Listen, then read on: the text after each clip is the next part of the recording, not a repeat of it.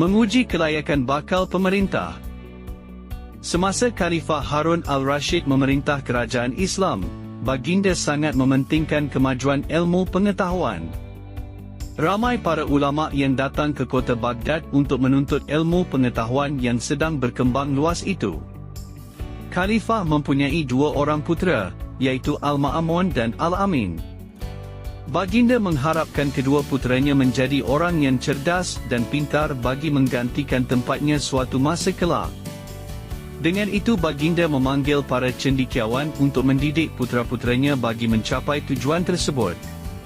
Pada suatu hari, Khalifah ingin mengetahui tahap kepintaran kedua orang puteranya itu. Lalu, baginda memanggil semua ahli istana dan juga para pendidiknya untuk melaporkan siapakah di antara mereka berdua yang lebih pandai. Maka semuanya melaporkan bahawa Al-Ma'mun lebih pandai dan bijak daripada Al-Amin. Al-Amin adalah putera dengan permaisurinya Zubaidah, manakala Al-Ma'mun pula puteranya dengan rakyat biasa. Zubaidah tidak puas hati dengan keputusan tersebut lalu meminta Khalifah menyelidiki sendiri kepintaran kedua putera mereka. Khalifah bersetuju lalu memanggil dua orang pembantunya untuk menanyakan soalan kepada kedua orang puteranya. Dari jawapan puteranya itu nanti, Khalifah dapat menentukan manakah antara kedua puteranya yang layak menggantikan baginda sebagai Khalifah nanti. Kepada pembantunya baginda berkata, "Cuba tanyakan kepada puteraku Al-Amin, bagaimana jika suatu hari orang mengkabarkan kepadanya bahawa dia terpilih sebagai Khalifah?"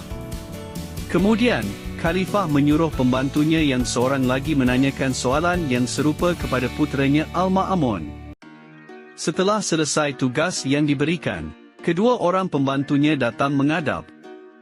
"Bagaimana jawapan kedua puteraku?" tanya Khalifah kepada dua pembantunya.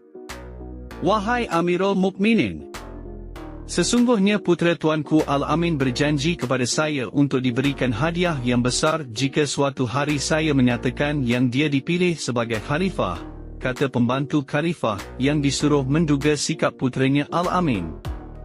Mendengar keterangan tersebut, Khalifah hanya menggeleng-gelengkan kepalanya sahaja.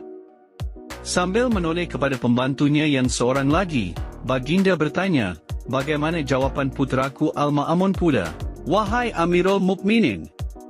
"Putera tuanku begitu murung sekali ketika saya bertanyakan hal itu.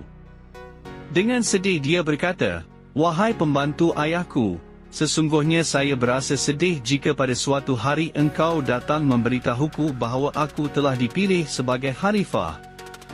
Kerana dengan kabar itu bukankah bererti ayahku telah wafat?' Demikianlah wahai Amirul Mukminin jawapan yang telah diberikan oleh putera tuanku itu," jawab pembantunya.